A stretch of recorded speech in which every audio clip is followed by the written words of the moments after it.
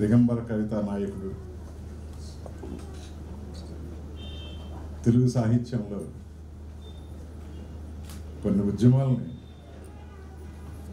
ప్రారంభించిన సృష్టికర్త నగ్నముని గారికి నమస్కారం తెలియజేసుకుంటూ, ఈ సభకు వచ్చినటువంటి మీ అందరికీ వందనాలు తెలియజేసుకుంటూ, నగ్నముని గారు చక్రధర చెప్పినట్టుగా స్త్రీవాద రాజకీయ కవిత్వం రాస్తున్న కవుల్ని మరింత విస్తృత రాజకీయమైనటువంటి కవులుగా మార్చేశారు వాళ్ళ ఆయన ఇచ్చిన పిలుపుతోటి.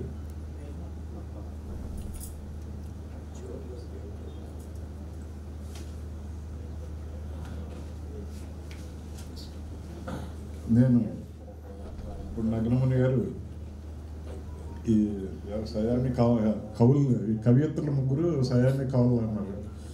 ఈ రెండు పుస్తకాలు కూడా రెండు కవుల పిల్లలు.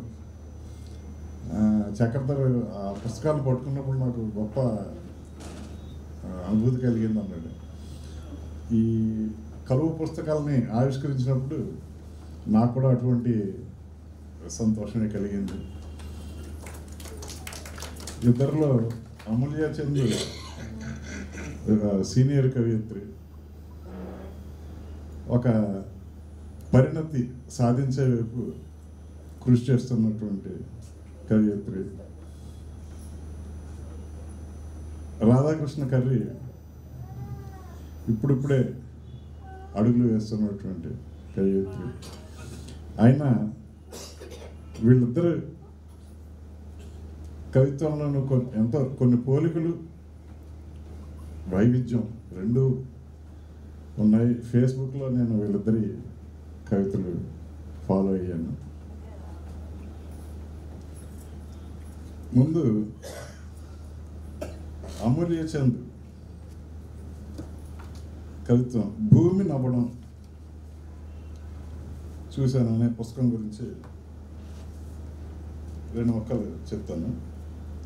అమూల్య చంద్ కవిత్వం నన్ను అబ్బురపరిచింది. ఇందులోని వస్తు వైవిధ్యం నన్ను ఆశ్చర్యచకితుని చేసింది. ఇందులో స్త్రీవాద కవిత్వం ఉంది. స్త్రీల వేదనకు అక్షర రూపం ఇచ్చారు. అందుకు ఉదాహరణలుగా అనేక కవితలు చూపించవచ్చు. ఇంతకు ముందు నుంచి వస్తున్న స్త్రీవాద ఉద్యమానికి ఇది కొనసాగింపే అయినప్పటికీ దీనిలో ఒక నూతనత్వం కూడా ఉంది. ఆ నూతనత్వం ఏంటంటే వైవిధ్యం. ఇది వైవిధ్యంతో కూడిన కొనసాగింపని నేను అనుకుంటున్నాను. ఇందులో మూడో మనసు అనేటువంటి అద్భుతమైన కవిత రాశారు అమూల్య చంద్. ఈ మూడో మనసు ఏంటి? మనిషికి ఒకటే కదా మనసు ఉండేది. ఇటు స్త్రీవాదం, అటు పురుషాధిపత్యం. ఈ రెండు కాకుండా ఇంకొక వర్గం ఉంది. ఏ రకమైనటువంటి ఐడెంటిటీ లేని వర్గం అది. వాళ్ళకి ఓటు హక్కు కోసం కూడా పోరాటాలు జరిగాయి. ఎక్కడికి వెళ్ళినా మేల్ ఫిమేల్ అని రాస్తారు, అడుగుతారు. మేల్ కాదు, ఫిమేల్ కాదు. హిందూకి ఐడెంటిటీ ఉంది, ముస్లింకి ఐడెంటిటీ ఉంది, మేల్కి ఐడెంటిటీ ఉంది, ఫీమేల్కి ఉంది. కానీ వీళ్ళకి కులం లేదు, ఐడెంటిటీ లేదు. స్త్రీగా కానీ పురుషునిగా కానీ ఐడెంటిటీ లేదు. అటువంటి జెండర్లోకి పరకాయ ప్రవేశం చేసి అటువంటి మనసుని తన మనసుగా చేసుకుని ఈ కవిత రాశారు అమూల్య చంద్. అదే మూడో మనసు కవిత. తెలుగులో ట్రాన్స్జెండర్ని గురించి ఎన్ని కవితలు వచ్చాయో తెలియదు, కథలు నవలలు అయితే వచ్చాయి. కానీ ఈ ఒక్క కవిత చాలు అమూల్య చంద్ని అగ్రశ్రేణి కవుల సరసన నిలబెడుతుందని చెప్పాను. ఈ కవిత చదివి వినిపిస్తాను. ఎందుకంటే ఏదైనా కవితలో ఒకటో రెండో లైన్లు తీసి ఇవి బాగున్నాయి అని చెప్తే అది ఒక్కోసారి అవుట్ ఆఫ్ కాంటెక్స్ట్ అవుతుంది. అందుచేత ఈ కవిత నాకు కూడా ఈ కవిత చదివి వినిపించడం ఇష్టం.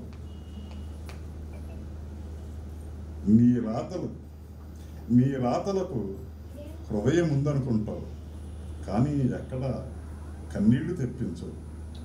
రాస్తూ రాస్తూ కలం నునిపెక్కిందనుకుంటావు, కానీ రాయాల్సింది ఎంతో ఉందని అసలు గ్రహించవు.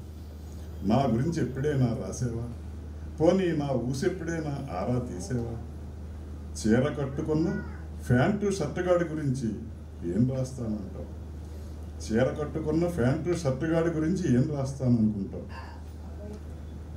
నువ్వు అనుకున్నట్టుండే అమ్మాయి కాదు కదా మరి. నాలో నువ్వు ఆశించే తీయదనం ఉండదు. మరి నీకు ఇష్టమైన మెరిసే నక్షత్రాన్ని కూడా కాదు. పట్టు పరిగిణీలో మెరిసే బుట్టబొమ్మను కానే కాదే. నీ కల్లోకి వచ్చే అందమైన రాకుమారిని కాదు. ఇంకేం రాస్తావు నా గురించి? సీతాకోక చిలుకల వెంట పరిగెత్తే లేడి పిల్లను కూడా కాదు. అందరిలా పూసిన గులాబీ పువ్వు కూడా కాదు. గుబురు మీసాలు, దట్టమైన రోమాల మధ్య మొలిచిన ఆడమనసు కదా. పరిగెత్తే లేడి పిల్లను కూడా కాదు. అందరిలా పూసిన గులాబీని కాదు. గుబురు మీసాలు, దట్టమైన రోమాల మధ్య మొలిచిన ఆడమనసును కదా. బండ చర్మంతో బరి తెగించినట్టుండే చూపుల మధ్య ఎదిగిన సున్నిత మనసుని కదా. ఏం రాస్తావు నా గురించి? భూతద్దం వేసుకుని XY క్రోమోజోముల కోసం వెతికేయకు. నేను ఆ రెండిటికి అతీతంగా పుట్టిన Z క్రోమోజోమును కదా. ఏం రాస్తావు నా గురించి? భూతద్దం వేసుకుని XY క్రోమోజోముల కోసం వెతికేయకు. నేను ఆ రెండింటికి అతీతంగా పుట్టిన Z క్రోమోజోమును కదా. సంపాదించి పెట్టే ప్లస్ని కాదు. గుండెల మీద కుంపట్లను రగిల్చే మైనస్ని కాదు. నేను భాగాహారాన్ని మాత్రమే. అయినా నా గురించి ఏం రాస్తావు? క్యాలెండర్లో లేని 13వ నెలల చూసే మా అమ్మ కోపానికి బలయ్యా. క్యాలెండర్లో లేని 13వ నెలలా చూసే మా అమ్మ కోపానికి బలయ్యా. నెల ఎక్కడ తప్పిందో తెలియక లెక్కలేసుకుంటూ తిట్టే తిట్లను మౌనంగా భరించా. ఏ బట్టలు కొనాలో, ఏ పేరుతో పిలవాలో తెలియని నాన్న చేదరింపులను, బోర్డు మీది అక్షరాలను డస్టర్తో చెరిపేసినట్టు నా చిరునవ్వుతో చెరిపేశా. అయినా ఏం రాయాలంటావు? నేనే. డిక్షనరీలో నాకంటూ పేరుండదు. బయటికెళ్తే నాకంటూ ఒక శౌచాలయం ఉండదు. స్నేహం చేయడానికి నాకంటూ ఒకరుండరు. నా కోసం ప్రత్యేకంగా బట్టలు ఎవరు నేయరు.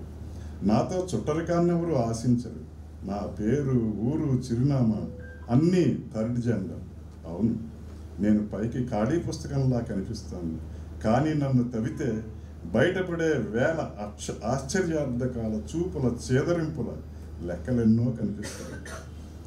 నేనే థర్డ్ జెండర్నే. కొండల మధ్య బండ్ల మధ్య అనుకోకుండా జారిపడిన ఎలాంటి విత్తనం నుంచైనా ఎదిగే మొక్కను నేనే. కొండల మధ్య బండ్ల మధ్య అనుకోకుండా జారిపడిన ఎలాంటి విత్తనం నుంచైనా ఎదిగే మొక్కను నేనే. ఈ విధంగా ఒక ట్రాన్స్జెండర్ యొక్క ఆవేదనని, స్త్రీవాద కవిత్వం ఉంది, రకరకాల కవిత్వం, కానీ ఒక ట్రాన్స్జెండర్ మనసుని ఒక మగవాడికి ఆడ ఫీలింగ్స్ కలిగితే ఆ ఇంట్లో వాళ్ళని చేదరించుకుంటారు. అటువంటి సమస్యను తీసుకుని ఎంచుకున్న చక్కటి ఆ వస్తువు, దాన్ని నేను చెప్పినట్టుగానే పరకాయ ప్రవేశంగా పర మనసులో ప్రవేశించి ఈ కవిత రాసిన అమూల్య చంద్రుని నేను హృదయపూర్వకంగా అభినందిస్తున్నాను. అమూల్య చంద్రు అనేక సామాజిక సమకాలీన అంశాలపై కవిత్వం రాశారు. సామాజిక అంశాల మీద కవిత్వం రాసినప్పుడు మనువాదాన్ని ధిక్కరించి స్త్రీవాదాన్ని వినిపించడం మాత్రమే కాదు, యావత్ భారత జాతి తరపున ప్రశ్నించారు. ఉన్మాదాన్ని ధిక్కరించే బలమైన స్వరం తనదని నిరూపించారు అమూల్య చంద్రు. నగ్న కవాత్ అనేటువంటి కవితలో నగ్న కవాతు రాయాలని అనుకున్నా, కానీ ఆమె మీద పాకిన చేతులు చూసి నా వేళ్ళు ముడుచుకుపోయాయి. ఒక్క కవితలో అయినా ఆమె కన్నీళ్లను నావిగా చేసుకుని ప్రవహిద్దామనుకున్నా. నన్ను ఎక్కడో ఊరేగిస్తారో అని భయపడిపోయా. చదువంటే భయాన్ని నేర్పించే ఆయుధమైనప్పుడు, చదువంటే సంస్కారాన్ని మాయం చేసే శాసనమైనప్పుడు, చదువుకు చెదలు పెట్టి చాలా రోజులైనప్పుడు ఒక రాత, ఒక గీత ఎవరిని మారుస్తుంది, ఇంకెవరిని ఉద్ధరిస్తుంది? పుస్తకాల్లో చదువుకున్న హిట్లర్లు ప్రాణం పోసుకుని ఉరుకుతూ వచ్చినట్టుంది. ఎర్రకోట సాక్షిగా ఇప్పుడు నా మణిపూర్ శకటం బట్టలిప్పుకొని ఊరేగుతుంది. ఇక్కడ ప్రశ్నించడం నిషేధం. ఎందుకంటే మాటలొచ్చిన ఆయుధాల ముందు నా దుస్తులు కూడా ముడుచుకుని పోవాల్సిందే. Shame is a small word, no meaning in this word. Shame became wrapped, shame became paraded. వెనకటి తరాల నాటిన కుల విత్తులు, మతం మత్తులు ఇప్పుడిప్పుడే అగ్నిపర్వతాన్ని వెలుగుస్తున్నాయి. ఆమె ఆత్మాభిమానాన్ని కాపాడలేకపోయిన దేశ ప్రజలంతా సోషల్ మీడియాలో జెండాని కప్పి కాపాడటానికి మా జడలను నేసాలను ముడేసి మరీ విర్రవీగాయి. ఆమె ఆత్మాభిమానాన్ని కాపాడలేకపోయిన దేశ ప్రజలంతా సోషల్ మీడియాలో జెండాని కప్పి కాపాడామని మా జడలను నేసాలను ముడేసి మరీ విర్రవీగాయి. నిజంగా ఓ మణిపూర్ మహిళ, నీకు ఎన్ని కన్నీళ్ళు కాళ్ళు కడిగినా తక్కువే. ఎందుకంటే దేశాన్ని కాపాడే సైనిక కవాతు చూశాను. హిట్లర్ల చేతిలో దేశాన్ని ప్రశ్నిస్తూ సిగ్గు విడిచిన నీ కవాతును చూశాను. నువ్వు నిజంగా ఒక నగ్న సైనికురాలివి. ఎంతోమంది స్త్రీలను మేల్కొల్పిన సాధారణ కుకి మణిపూర్ మహిళవి. నీకు నా జోహార్లు. ఈ విధంగా కేవలం స్త్రీ జాతి తరఫున అనగారినటువంటి భారత జాతి తరఫున, మహిళల తరఫున ఉన్మాదాన్ని హెచ్చరించారు, ఉన్మాదాన్ని ధిక్కరించేటువంటి తన స్వరాన్ని వినిపించారు ఈ కవితలో. అలాగే ఇటువంటిది ఇంకోటి, బరి తెగించిన పద్యం, ఆక్రోశం ఆగ్రహం కలగలిసిన ధిక్కార స్వరం. బేభత్సాన్ని బోల్డ్గా చెప్పడంలో బహుశా ఇది ఒక స్త్రీవాది దిగంబర కవిత్వం.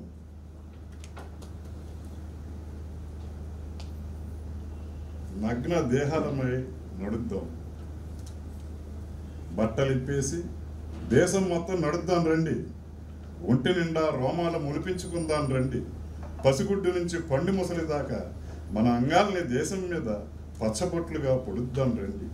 రక్తం అంటుకున్న ఏ గుడ్డ మాత్రం నిరూపించగలదు, విరిగిన ఏ వెన్నుపూస మాత్రం ఏమని రుజువు చేయగలదు.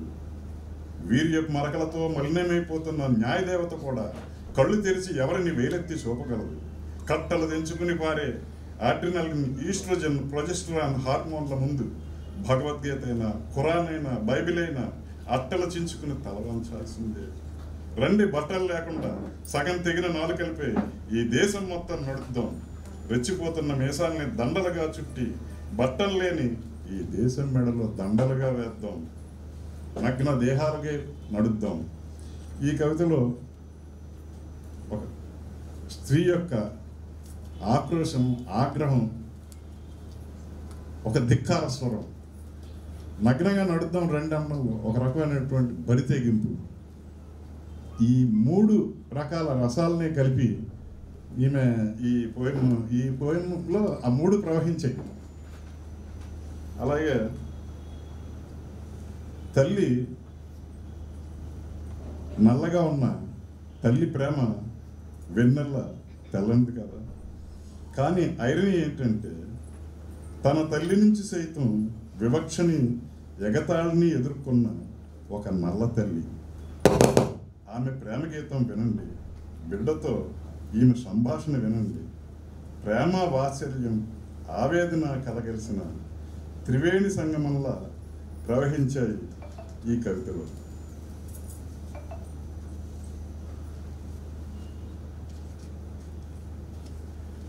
నల్ల తల్లి.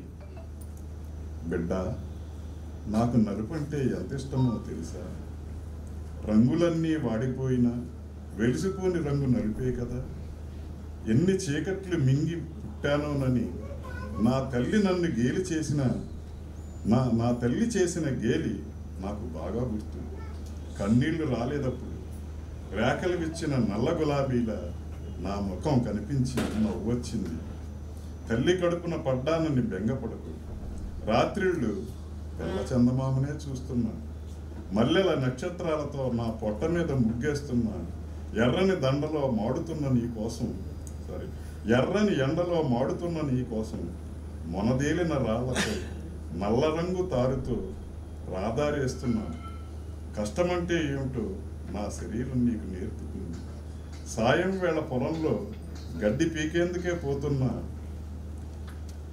నీకోసం ఈ లోకంలోని కుతంత్రాలని ఎలా పెరకాలో నా అంతరంగం నీకు బోధిస్తుంది.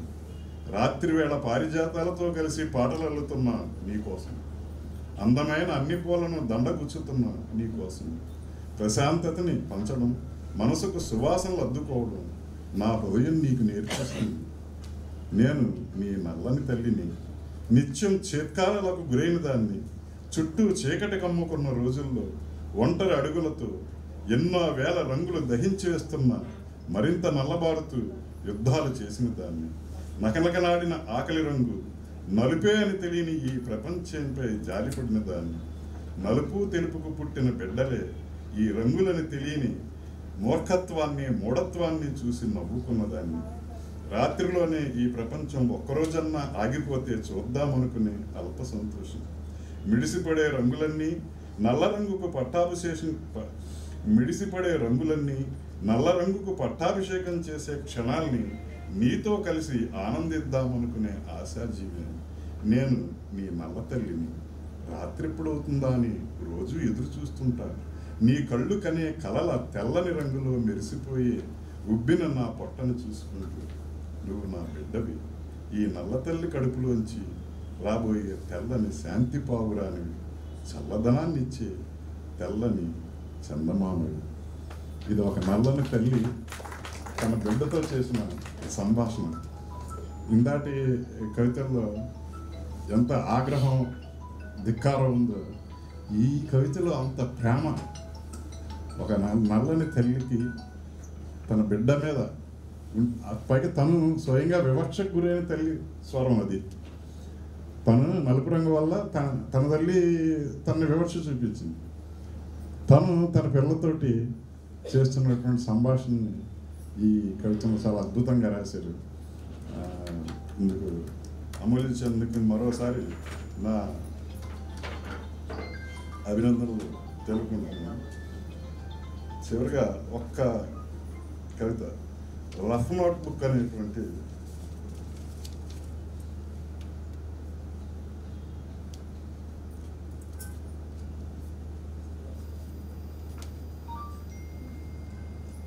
కవిత.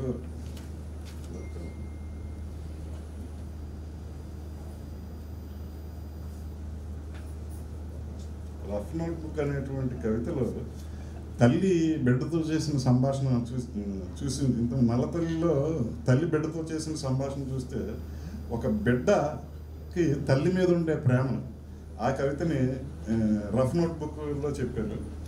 ఈ కవిత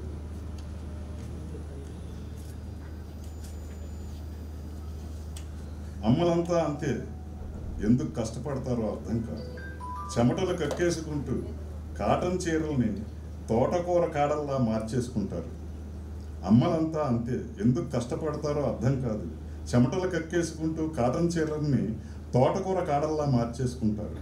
అమ్మలంతా అంతే, కొండలపై పచారులు చేసే ఒంటరి మేఘాల్లా, ఎగిరెళ్ళే చిలకలకు ఊడిపరిచే చెట్టు కొమ్మల, ఎండ అరికాలిని ఇస్త్రీ చేస్తున్న గమనించని ఓ మతిమరుపుల, ఎండ అరికాలిని ఇస్త్రీ చేస్తున్నా గమనించని ఓ మతిమరుపుల.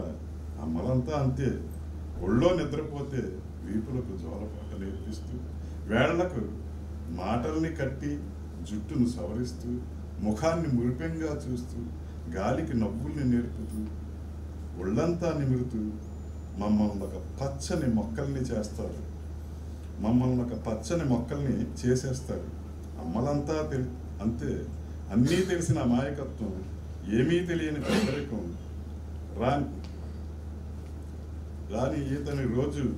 రాని ఈతని రోజు నేర్చుకుంటూ మనల్ని ఒడ్డును దాటిస్తారు. అమ్మలంతా అంతే, ముడ్డి కడుగుతూ, మూతి కడుగుతూ, గోరుముద్దలు తినిపిస్తూ యవ్వనాన్ని పసవాళ్లకు ధారపోస్తారు. బియ్యంలో రాళ్ళేరలేని కంటి చూపునకు మాత్రం తాటి చెత్తంత ఎదిగిన మేమెప్పటికీ చిన్నబిడ్డలమే. తాటి చెట్టంత ఎదిగినా మేమెప్పటికీ చిన్నబిడ్డలమే. మా చుట్టూ ఎప్పుడూ ఓ పచ్చని అడవిని అల్లుతూ ఉంటారు. 30-40 దాటుతున్న మా చుట్టూ ఓ చీర ఊయలనే కడుతుంటారు. అమ్మలంతా అంతే, కుంచెకు కూడా అందని భావాల రూపాలే ఈ అమ్మలు. కొందరికి అమ్మంటే జరి అంచంత అందమైన మాయకమైన మనసున్నది. కొందరికి అమ్మంటే ఆకలి తీర్చే అక్షయ పాత్ర లాంటిది. నాకైతే అమ్మంటే మనం కడుపులో పడిన దగ్గర నుంచి రఫ్ నోట్ బుక్లో రఫ్ వర్క్ చేస్తూ మనల్ని క్లాస్ వర్క్ బుక్లా మార్చేది. ఇందాక తల్లి మాతృత్వ దినోత్సవం ఉన్నారు కదా, ఈ సందర్భంగా నల్ల తల్లి ఒక తల్లి మీద రాసింది. ఇది ఒక బిడ్డ తల్లిని అర్థం చేసుకుని రాసింది. ఇలాగ రకరకాల టోన్స్లో ప్యానల్స్లో కవిత్వం రాశారు. కేవలం దీనికే పరిమితం అయిపోకుండా సామాజికమైనటువంటి స్త్రీవాదంతో పాటు చక్రధర కాలంలో చెప్పారు. భూమి నమ్మడం చూశాను అనే కవిత మీద చక్రధర తన కాలంలో చెప్పాడు. రైతుల సమస్యలు ఇప్పుడే నగనముని గారు అన్నారు. రైతులు రాళ్ళెత్తిన కూలీలు ఎవరు అంటే అమరావతి నిర్మాణానికి పొలాలు ఇచ్చిన ఎకరాలు ఇచ్చిన రైతులు ఎవరు, వాళ్ళ పేర్లు శిలల మీద ఉండాలి అని. అటువంటి రైతు నేపథ్యం నుంచి వచ్చినట్టు అన్నారు అమూల్య చంద్ర. ఆమె ఈ భూమిని అవ్వడం చూశాను అనే కవితలో రైతు జీవితాన్ని ప్రతిబింబించారు. గతంలో నేను మధురవాణి నవ్వు అనే కవిత రాశాను. అమూల్య చంద్ భూమి నవ్వడంలో కూడా నాకు ఆ మధురవాణి నవ్వులోని ఆక్రోశం కనిపించింది. మధురవాణి నవ్వుతున్నప్పటికీ లోటిపెట్టలో అంటే సీన్ ఉంటుంది దాంట్లో, కన్యాశుల్కంలో సినిమాలో సావిత్రి నవ్వుతుంది. వాళ్ళ సిచ్యువేషన్ ఎలాంటిదంటే మనస్ఫూర్తిగా వాళ్ళు నవ్వుతే బయటపడిపోకూడదు, అందుకని ఏడవాలనుకున్నప్పుడు నవ్వుతారు అన్నమాట. భూమి ఆక్రోశాన్ని భూమి నవ్వడంలో చూపించారు అమూల్య చంద్. అలాగే రైతుకి భూమికి ఆత్మబంధాన్ని కూడా చూపించారు. భూమి నవ్వడం చూశాను కవిత నేను వినిపించక తప్పదు.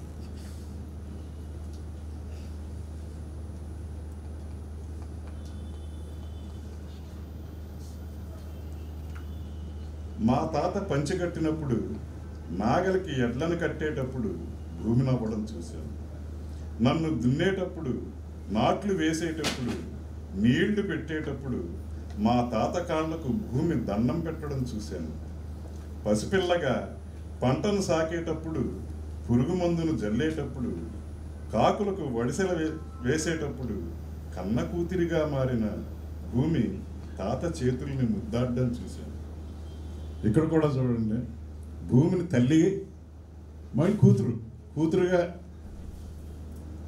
చూశాను. పొలాల్ని బీడుగా చేసి గజానికో రేటు కట్టి వట్టిపోయిన పొలమంటూ 10కో 12కో అమ్మినప్పుడు భూమి నవ్వడం చూశాను. ఆ నవ్వుపై కలుపు మొక్కల్లా లేచిన అపార్ట్మెంట్ల నీడలు కమ్మినప్పుడు వాటాలేసి వంతులేసి పంచుకుని తుంచుకుంటున్నప్పుడు భూమి నవ్వడం చూశాను. ప్రొక్లైన్ ఇనప చేతితో గుండె పిండైనప్పుడు, వేల దిమ్మెసలతో మొహంపై మోడైనప్పుడు ఆఖరిసారిగా భూమి నవ్వడం చూశాను. ఆమె నవ్వును హత్య చేసిన నిందితులను ప్రత్యక్షంగా చూశాను. వాదించే జడ్జి లేదు, ఉరితీసే తీర్పు లేదు. చంపింది మనిషిని కాదు కదా, నేలను కదా.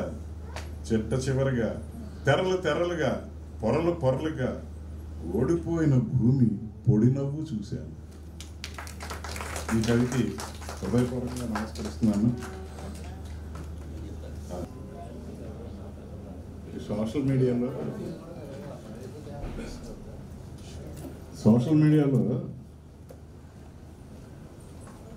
కొన్ని చాలా మంచి కవితలు వస్తున్నాయి. ఎందుకంటే మెయిన్ స్ట్రీమ్ పత్రికల్లో ప్లేస్ లేదు, ఎక్కువ కవితలు వేయడానికి అవకాశం లేదు. అటువంటి టైంలో ఏం చేస్తున్నారంటే రచనలు చేస్తున్న వాళ్ళు ఫేస్బుక్లోనూ లేకపోతే ఇంకో దాంట్లోనూ ఈ కౌలు గ్రూపుల్లోనూ పోస్ట్ చేస్తున్నారు. వాటిల్లో చాలా మంచి కవితలు కూడా ఉన్నాయి. ఈ మధ్యనే అమూల్య ఒక కవిత పోస్ట్ చేసినారు అమ్మ గురించి. అద్భుతమైన కవిత, చాలా మంచి కవిత. ఆ రకంగా ఆ సోషల్ మీడియా ఉండడం వల్ల నాకు అమూల్య కవిత్వంతో పరిచయం అయింది. రాధాకృష్ణ కర్రీ, ఈవిడ పేరు చాలామంది తెలియదు, ఎందుకంటే ఇప్పుడు సోషల్ మీడియాలో యాక్టివ్గా ఫేస్బుక్లో దాంట్లో రాయరు. అయితే ఇక మీదట తెలవకుండా ఉండదు. లైఫ్ డ్రామా పుస్తకంతో ఆమె తెలుగు సాహిత్యంలోకి అరంగేట్రం చేశారు. తొలి పుస్తకంలోనే ఆమె రాసిన కవిత్వంలో ఎంతో వైవిధ్యం ఉంది.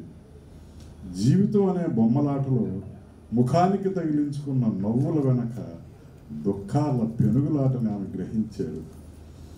జీవితం అనే బొమ్మలాటలో ముఖానికి తగిలించుకున్న నవ్వుల వెనక దుఃఖాల పెనుగులాటని ఆమె గ్రహించాడు. చార్లీ చాప్లిన్ నవ్వులో ఓ ఏడ్చే మనిషి ఉంటాడు, ఆయన హాస్యం వెనక విషాదం ఉంటుంది. ఈమె లైఫ్ డ్రామా అనేటువంటి ఈ టైటిల్ కవితలో అటువంటి మనిషినే ఆవిష్కరించింది. ఏడవలేక నవ్వడం అంటారు చూసారా, అటువంటి నవ్వు వెనక దుఃఖపు పొరల్ని ఒక్కొక్కటి ఒలిచారు. శ్రీశ్రీ కుక్కపిల్ల, అగ్గిపుల్ల అనే కవితలో ఇవన్నీ నీవైపే చూస్తుంటాయి, తమ లోతును కనుక్కోమంటాయి అన్నాడు. మన కవితా వస్తువు యొక్క లోతుని కవి ఎప్పుడు కనుక్కోగలడు? కవికి లోచూపు ఉండాలి. అటువంటి లోపల చూపు ఈ రాధగారికి ఆవిడ తొలి కవితా సంపుట్లోనే అనేక కవితల్లో కనిపించింది. అటువంటి లోచూపుతో చూసిన దృశ్యాలని ఆవిడ మాటల్లోకి మార్చింది. దృశ్యం నుంచి, వేదన నుంచి లైఫ్ డ్రామాకి మూలాల్లోకి వెళ్ళే ప్రయత్నం చేశారు. ఒక దెబ్బ తగిలింది అనుకోండి, బాధపడతాం. అదే చోట మళ్ళీ తగిలింది అనుకోండి, బాధపడతాం. అదే చోట పదే పదే తగిలింది అనుకోండి, మన బాధను చూసి మనమే నవ్వుకుంటాం. లైఫ్ డ్రామా కవితకు ఈమె ఇచ్చిన ముగింపు చదివితే మనకి అలాంటి నవ్వే వస్తుంది. కొన్ని చోట్ల ఎంతో నర్మగర్భంగాను తాత్వికంగాను కవితలు చెప్పిన రాధ కొన్ని చోట్ల చాలా సూటిగా చెప్పింది. వస్తువుని బట్టి అది తీసుకునే రూపం మారుతూ ఉంటుంది. అలా ఒక్కో కవితకి ఒక్కో రకం నిర్మాణ శైలిని అనుసరించింది.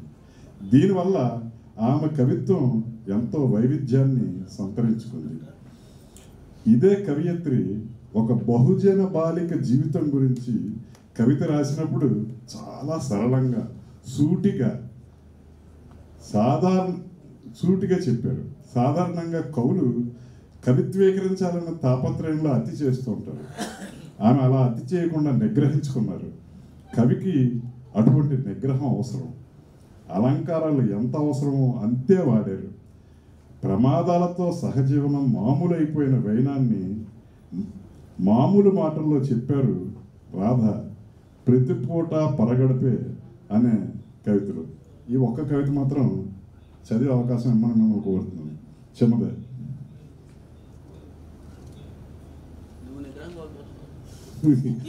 ప్రతిపూట పరగడిపే.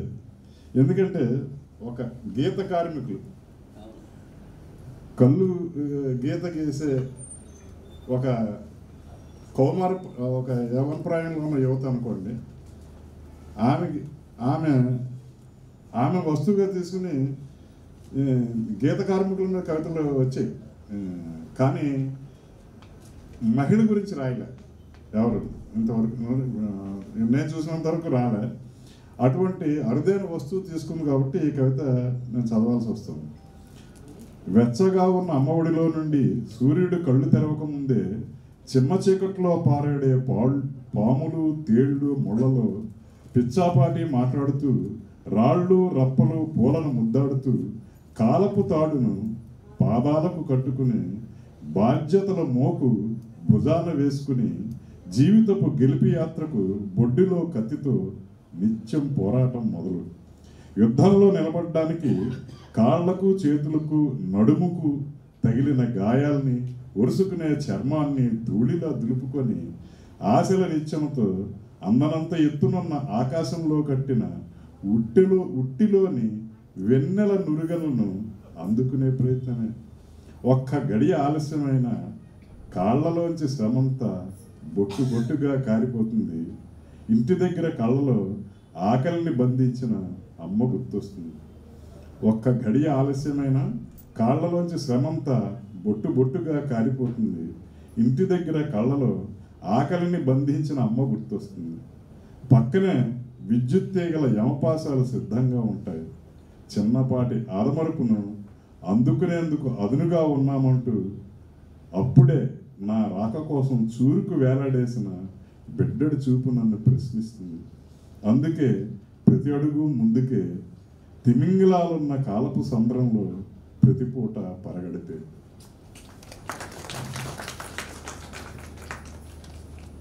సూపర్వైజర్ల డీహ్యూమనైజేషన్ అనే ఒక కవిత రాశాను. ఈమె ఏనుగమ్మ ఏనుగు పుస్తకంలో ఉంటుంది. నా మొదటి పుస్తకం లోహ నదిలో డీహ్యూమనైజేషన్ అనే కవిత రాశాను. తర్వాత ఈ ఏనుగమ్మ ఏనుగు సంకలనంలో కూడా డీహ్యూమనైజేషన్ వెర్షన్ 2 అని రాశాను. మొదటి పుస్తకంలో డీహ్యూమనైజేషన్ అనేది ఓట్ల కోసము లేదా ఒక సమాజంలో ఉన్నటువంటి మనిషి మీద పెరిగే ప్రెషర్ దాని నుంచి వైలెన్స్, దాన్ని వస్తువుగా తీసుకున్నాం. ఈ రెండో దాంట్లో ఏంటంటే బ్రాండ్లే అన్ని బ్రాండెడ్ షర్ట్లు, బ్రాండెడ్ చెప్పులు, బ్రాండెడ్ ముక్కులు, మనం ఇందాక చక్రతో చెప్పాడు, ఏదో ఒకటి కొనుక్కుందామని వెళ్తే 10 రకాలు కొనుక్కొస్తాము, మనకు కావాల్సింది మాత్రం మర్చిపోతాం. ఈ బ్రాండెడ్ మత్తులో డీహ్యూమనైజ్ అవుతున్నాడు మళ్ళీ మనిషి. ఆ కాన్సెప్ట్ తోటి రాశారు. ఈమె సూపర్ బేజార్లని ఒక కవిత రాశారు. ఆ కవిత కేవలం మధ్యతరగతి మందహాసం మాత్రమే కాదు. షాపింగ్ మాల్స్, సూపర్ బజార్లు, బ్రాండెడ్ ఐటమ్స్ కొత్త బంగారు లోకాలు చూపిస్తూనే జేబులు కత్తిరించేస్తున్నాయి. కొనుగోలు శక్తి పెరిగిన మధ్యతరగతి మాల్స్ మత్తులో గురి తప్పుతోంది, గతి తప్పుతోంది. సామాన్యుడు పరాయీకరణకు గురవుతున్నాడు. రాధ సునిశ్చితమైనటువంటి పరిశీలనతో దీన్ని పట్టుకున్నారు. సూటిగా నేరుగా కవిత చెప్పారు. పోయేదేమీ లేదనే కవితలో తీవ్ర భావోద్వేగం కనిపిస్తుంది.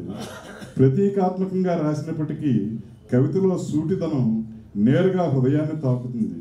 ఒక నిస్పృహ, ఒక ఆగ్రహం, ఒక ఆక్రోశం, చివరిగా ఒక తెగింపుతో పద్యం ముగుస్తుంది. దుఃఖం కొత్త ఉడుకుతూ చివరికి తెగింపుగా మారుతుంది.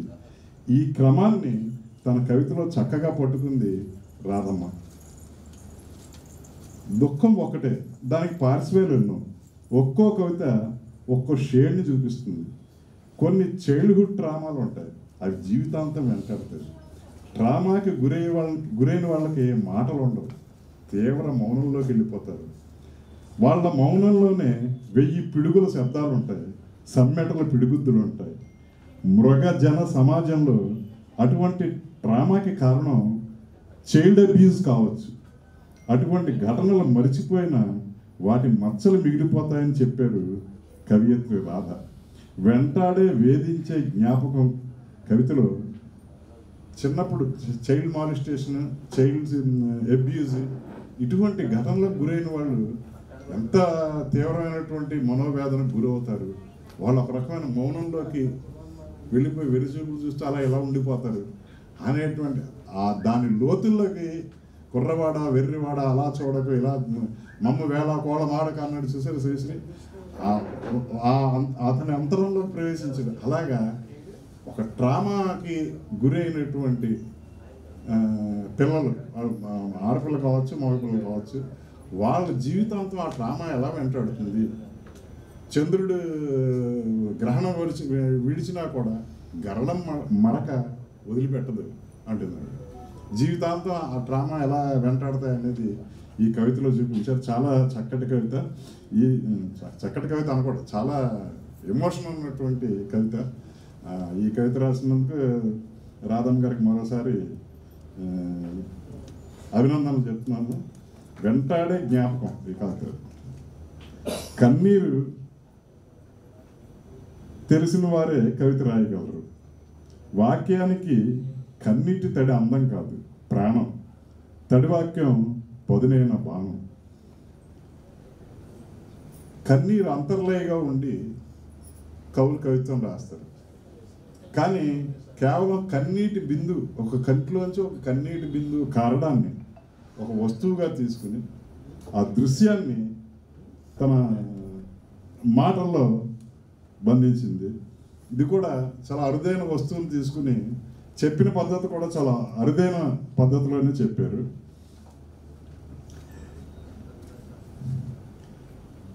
అలాగే ఇలా చాలా వైవిధ్యంతో కూడినటువంటి కవితలు రాశారు. ఎన్నో కవితలు ఉన్నాయి. వాటిని నాకు అన్ని చదవాలని ఉంది కానీ సమయం లేదు కాబట్టి రాధమ్మ గారిని మరోసారి అభినందిస్తూ కాల్ తీసుకుంటున్నాను. అమూల్య, రాధ, సుధామురళి గారు, వీళ్ళ ముగ్గురికి కూడా నా అభినందనలు తెలియజేస్తూ మీ స్నేహం ఇంక వర్ధిల్లాలి, మరిన్ని పుస్తకాలు రావాలి, మీ లలితాల్లో నాది కూడా రావాలి అని కోరుకుంటున్నాను.